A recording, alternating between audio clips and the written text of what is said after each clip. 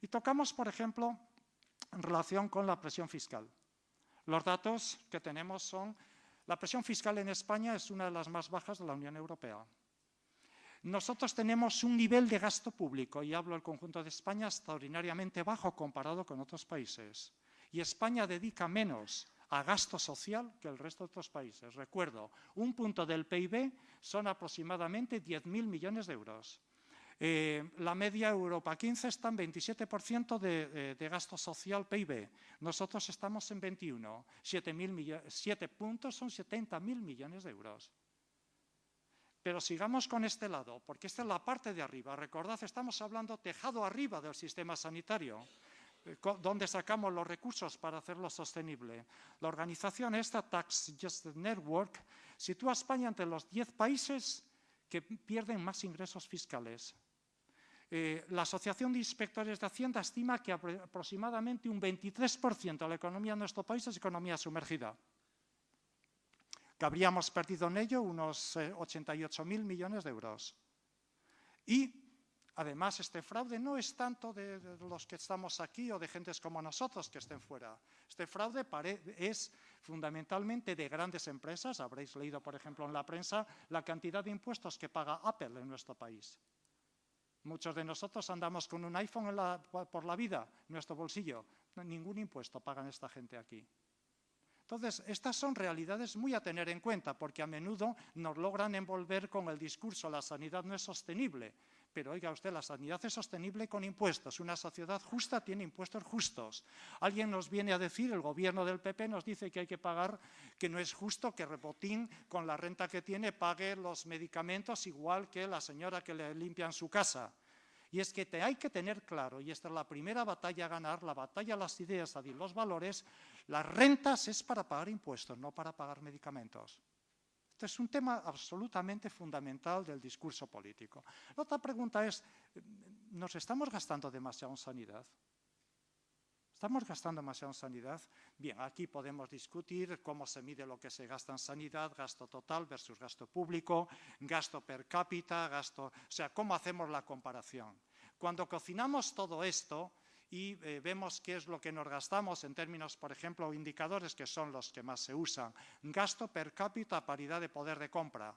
España gasta, diríamos, en lo que se llaman también dólares internacional, 2.671 dólares internacionales. Esto no llega al 9% en gasto total del PIB.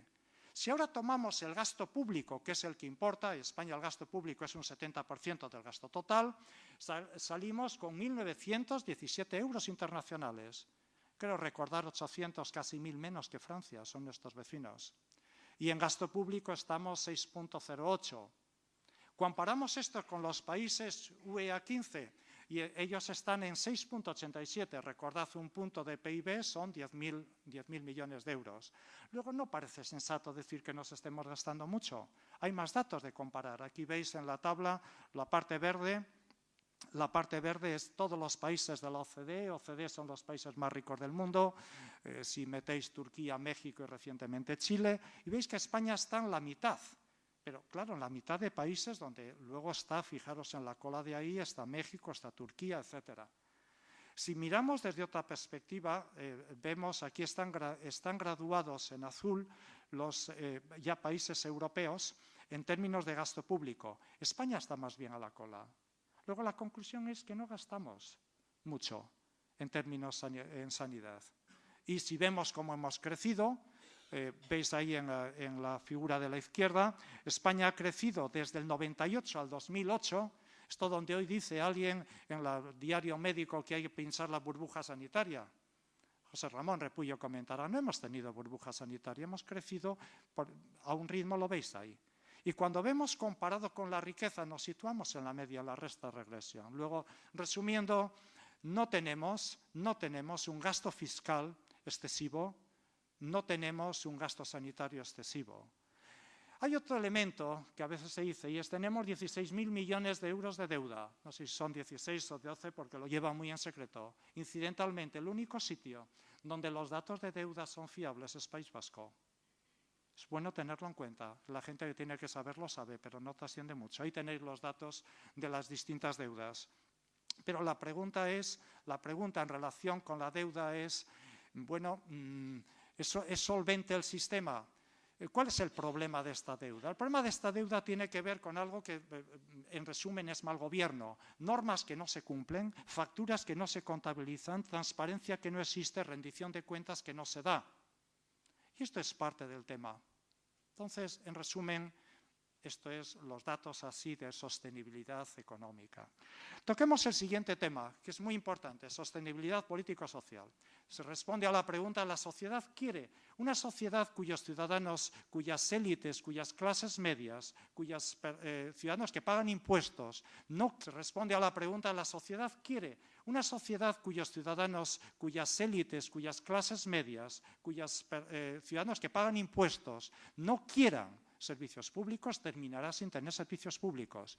Una sociedad que consientan que los seguros privados desgravan, esas personas que pagan seguros privados votarán con los pies y votarán a quien les digan menos impuestos y más desgravación de lo privado. Por eso es muy importante esto. Y aquí hay un elemento que es de tener en cuenta en nuestro país. La sanidad pública española es menos universal y menos equitativa de lo que nos gustaría recordar. Yo me he hartado de comentarlo y de decirlo. Recordaréis los más veteranos de aquí que en el gobierno vasco, de aquel de coalición en el que yo participé, terminamos con la caridad pública sanitaria, introduciendo a los de beneficencia dentro de la cobertura sanitaria de la seguridad social como piloto para el resto de España.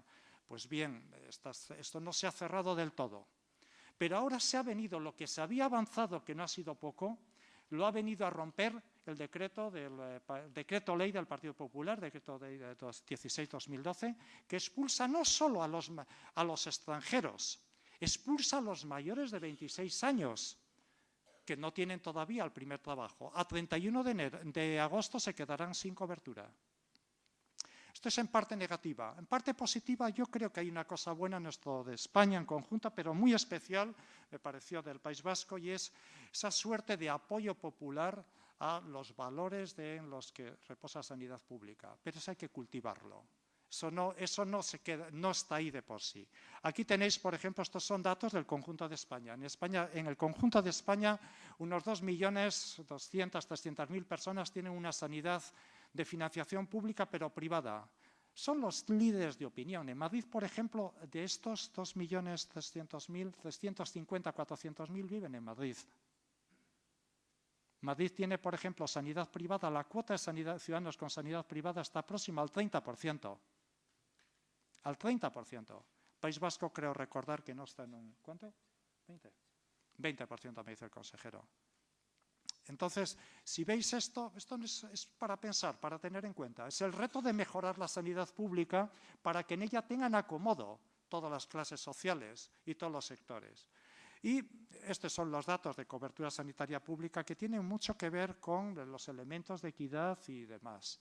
Evidentemente, el decreto del Partido Popular empeora muchas de estas cosas, pero todo aquello que se haga porque la sanidad pública sea utilizada por todos los sectores sociales va en apoyo de la sostenibilidad, de esta dimensión muchas veces olvidada. Por último, en cuarto lugar, el tercer elemento de la sostenibilidad externa tiene que ver con la política de salud. No hay ningún sistema que pueda permitir. Imaginaros que tuviéramos todavía polio, más tuberculosis, malaria y demás, no habría manera de gestionar esto. Afortunadamente, el gobierno de aquí, lo he comprobado en toda su estrategia de crónicos, que es una de las líneas que marca la política. Uno de los, creo recordar, las dos primeras políticas, enfoque de salud poblacional y promoción y prevención de la salud. Esto es clave tenerlo en cuenta y muy a menudo no lo olvidamos. Y siendo la salud un tema social, tiene que ver con cosas que aparentemente no se vinculan a salud, pero tienen un gran interés. El desempleo afecta muy negativamente a la salud, pero también afecta muy negativamente la inseguridad laboral, por ejemplo. Afecta muy negativamente los contratos parciales o el salario insuficiente. Raramente metemos estos en las ecuaciones de salud, pero aparte de asuntos de medio ambiente, de ejercicio físico, de dieta, estos temas son de una gran importancia. He traído, aparte de otros ejemplos, el ejemplo de Suecia. Los suecos han hecho un informe que Rafa y su equipo y Jesús Mari conocen bien, sobre el futuro de las necesidades de servicios proyectado al año 2050. Han hecho un modelo de 300.000 suecos representativos de toda la población, valorando cuáles serían sus necesidades de servicios, de qué dependerían, con varios escenarios. Y una de las cosas que emerge de este informe es que el nivel de educación, por ejemplo, tiene muchísimo que ver y se correlaciona extraordinariamente con la necesidad de cuidados en la ancianidad y de cuidados médicos. Y una de las cosas que veis, lo mostrará luego Sir Ramón Repullo, es que el gobierno actual quiere bajar un punto la educación.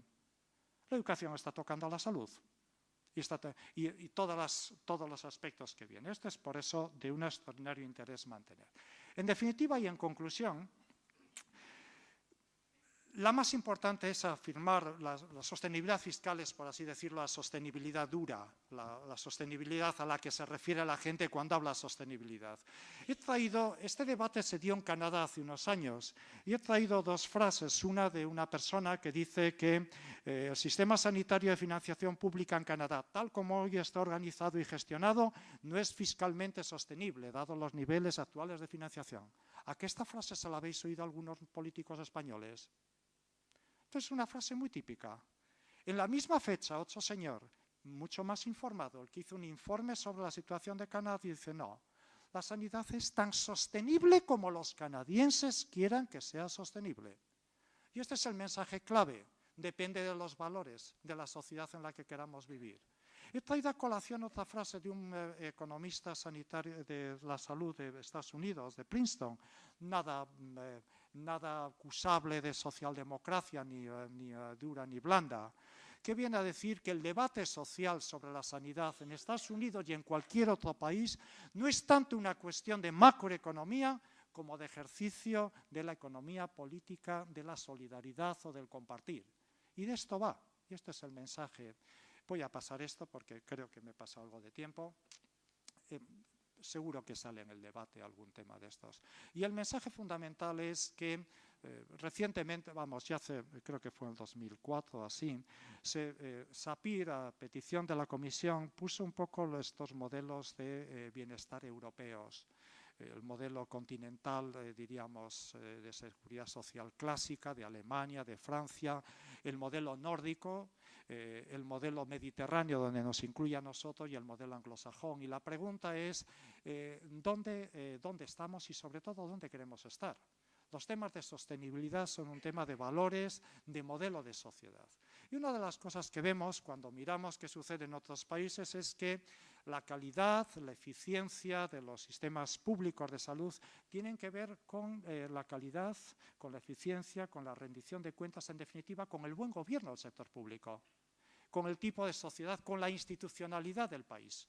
Y este es uno de los temas por los que me parece especialmente importante la iniciativa Lehendakari, bajo el título de Público A, traer todos los temas que tienen que ver con la institucionalidad del país. He traído, Rafa, vengo a colación un referente que me parece clave para avanzar en estas cosas, el tema del buen gobierno, las recomendaciones de aquella comisión. Porque incluyen todas aquellas cosas que hemos comentado, que he comentado a lo largo de la presentación. Y como reflexiones finales, 4 cosas muy claras. 1, la importancia de hacer la pregunta y no dejarse confundir. No es si el sistema sanitario es sostenible, sino cómo hacerlo sostenible. La importancia de los valores depende de la sociedad que queramos tener. Aquellos de vosotros que conozcáis algunos países de América Latina, en México, la gente tiene clases medias, médicos, mis compañeros de estudio de otros lugares, cuando vienen a nuestro país se asombran de poder salir a la noche. La seguridad, la cohesión social tiene que ver con la sociedad que queramos vivir. ¿Os imagináis este país que no tuviéramos seguridad social, ni sanidad pública, ni desempleo? Esto es un tema clave. Por eso la batalla de los valores es el asunto fundamental. Quizá me he concentrado en ello. Luego ya hablaremos de cómo hacer que lo valioso sea eficiente y realmente solvente y sostenible. y para ello hay que reformar lo que no funciona, y de eso va a hablar José Ramón Repullo. Gracias.